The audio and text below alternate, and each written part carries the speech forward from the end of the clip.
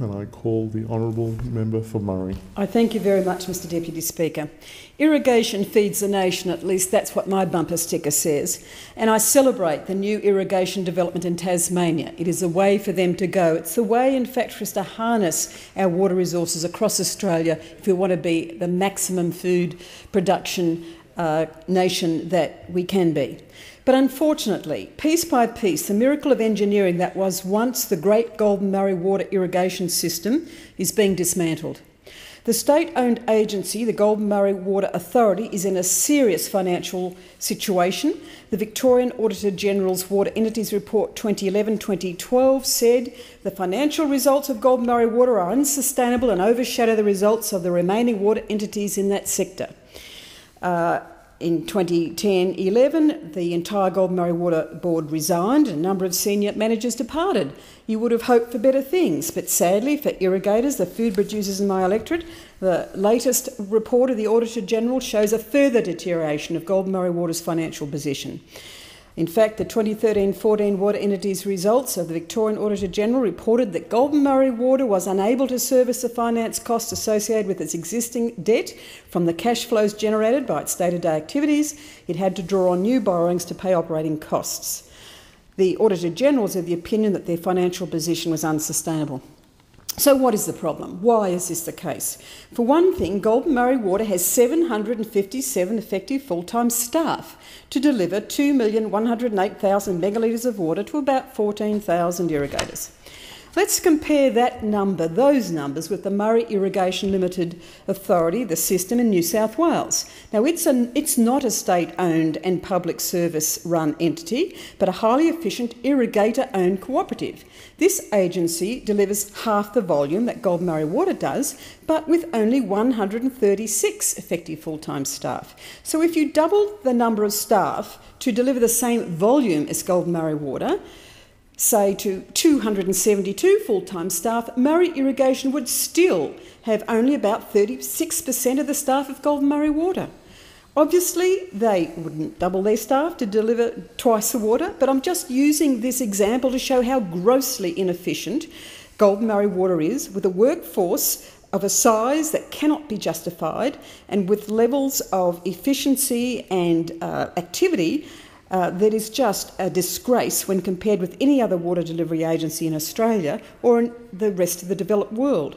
And all of those staff, very few actually operating in the field, they do not produce a satisfied customer. The goal for achieving customer satisfaction was set at 82%. That was the goal in 2011. They reported, Goulburn-Murray Water, that in fact their customer satisfaction reached 56% in that year. While in 2013, the overall satisfaction of the customers of Murray Irrigation in New South Wales, when they surveyed it, was 96%. So irrigator constituents who come to my office, they come in despair. They come into my Shepparton electorate office, sometimes so distressed that they are thinking of ending their lives. They complain about their unfair treatment, the unconscionable behaviour of the Water Authority, the litigation they've become embroiled in that's taken up all of their cash and their next generation's any possible future in farming. The water costs and fees that have broken them, they talk about. The poor maintenance of the system, the never promises that have been made to them about their turn coming with the modernisation project to their particular farm. The fact that they can't actually apply for on-farm water use efficiency grants because they haven't as yet been done over by the modernisation system. They have to wait in a queue 1 year, 2 years. It's not unusual for 5 years to be the waiting period that these farms have been told to wait before they get the attention of Goulburn-Murray Water in the Food Bowl Modernisation project. These irrigators are, of course, the ones who typically are on the spurs, not the main channel system. They are in the process often of being forced to convert from irrigation to just stock or domestic-only supplies. That means they can no longer be the highly productive food producers they once were. These are the victims of the government-endorsed Goulburn-Murray Water policy to reduce the irrigation system footprint by about a third to a half. Why, you say, would anyone in their right mind deliberately set about to destroy a magnificent irrigation system which has often been described as the most efficient gravity-fed system in the world? Well, the problem is that even though there's growing demand for the dairy and fruit and cereals and meats that our food bowl produces, there was a tragedy recently of the worst drought on record. During that worst drought on record, the people of Melbourne began to fear seriously that they wouldn't have enough water to hose their cars and their concrete drives. So the Brumby Labor government said, right, we will take 75 gigalitres of irrigators' water a year out of their Goulburn system. We'll pipe it over the Great Divide. But, oops, we can't just do that without some savings being found in the irrigation system so we can justify taking their water. So they said, look, what can we do to save all this water? Should we plastic line the channels or replace all the Deathridge wheels with meters?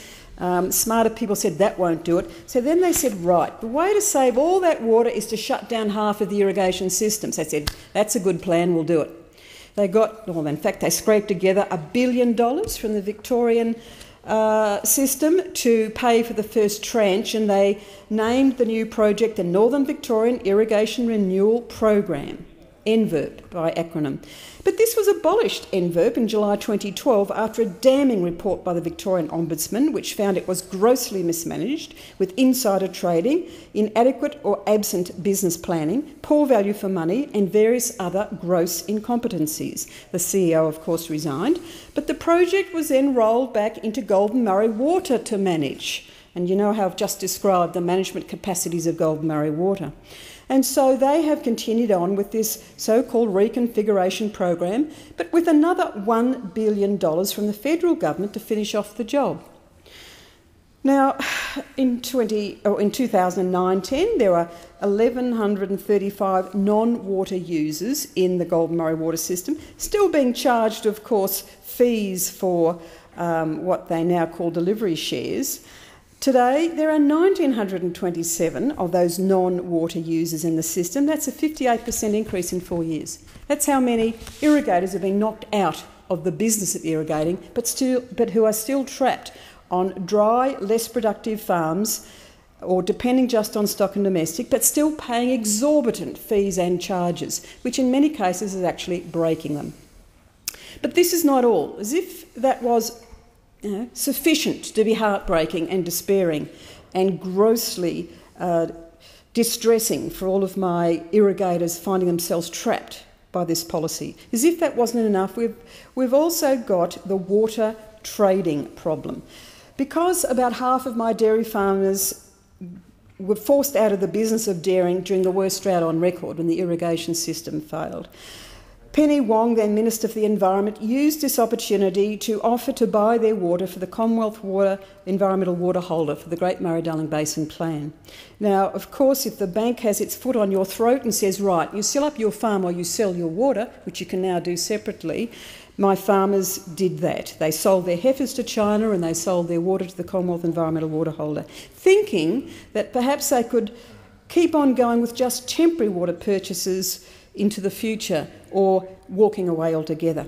We now have a situation where 3 years ago that temporary water price was $20, last year it was $70, this year it's $140. It is now beyond the price of dairy farmers to pay and still make a living on their dairy properties. What's the problem? Well, the problem is that most of the water now, the vast majority of megalitres or rather gigalitres of water and the whole of the Murray-Darling Basin are owned by the Commonwealth Environmental Water Holder.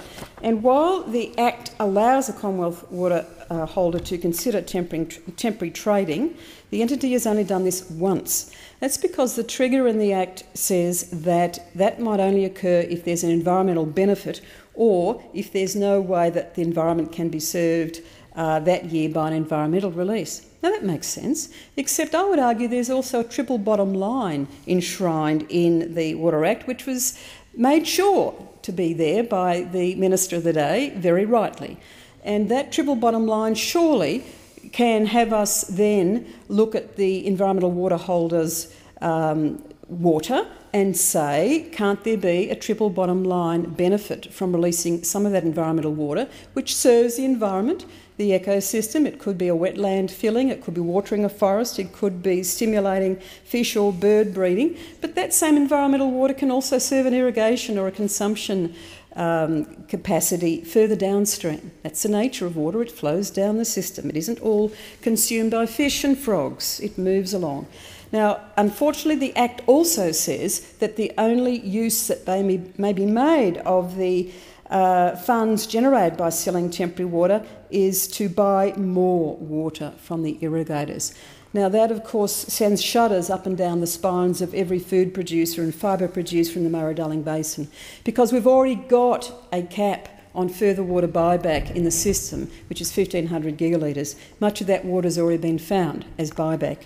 And I have to say that Victoria is already oversubscribed for its volume of water buyback into the environmental water holders' coffers.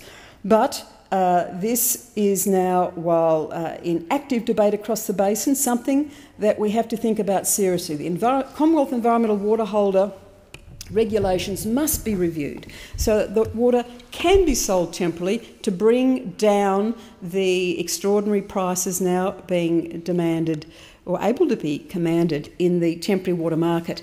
The problem is, of course, there are now a lot of profiteering non-irrigator entities who are simply speculating in the temporary water market, making a very nice profit, thank you very much, including Melbourne Water itself, who still has 74 gigalitres a year to play with in the temporary market.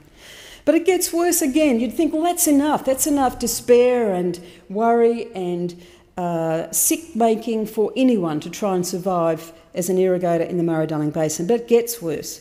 We also have a constraints strategy. Now, this was a political solution thrown together by Julia Gillard's government in its dying days when they coupled with the Greens to say, how can we get the South Australian Premier, Mr Wetherill, on side to sign up to the Murray-Darling Basin Agreement?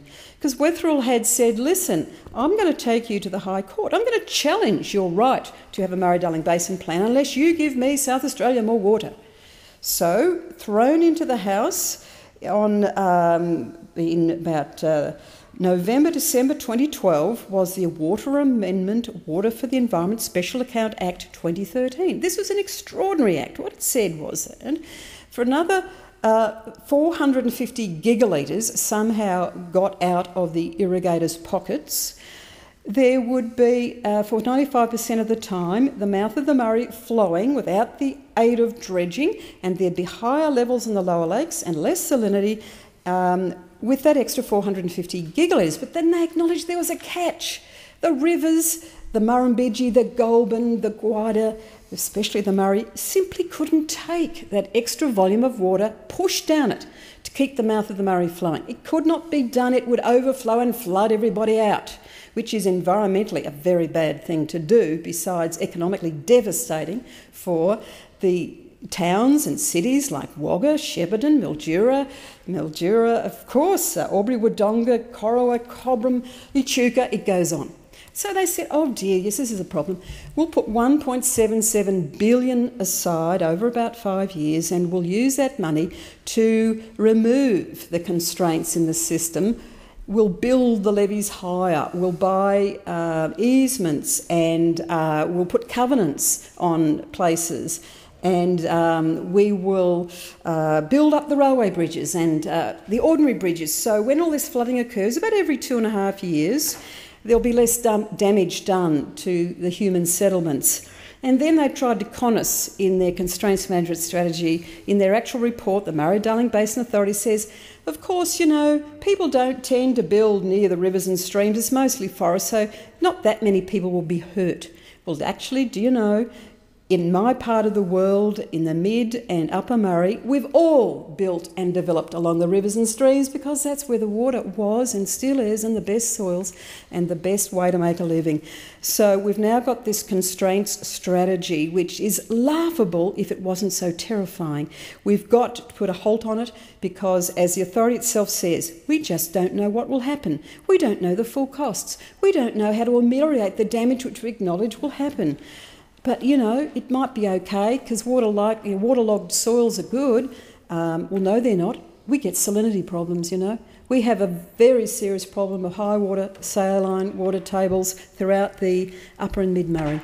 You go waterlogging that country and you have death to your magnificent native species, your your beautiful river gums and your box trees and your various other endangered whatevers. So we've got to stop this Order. nonsense The as soon as time has possible. expired.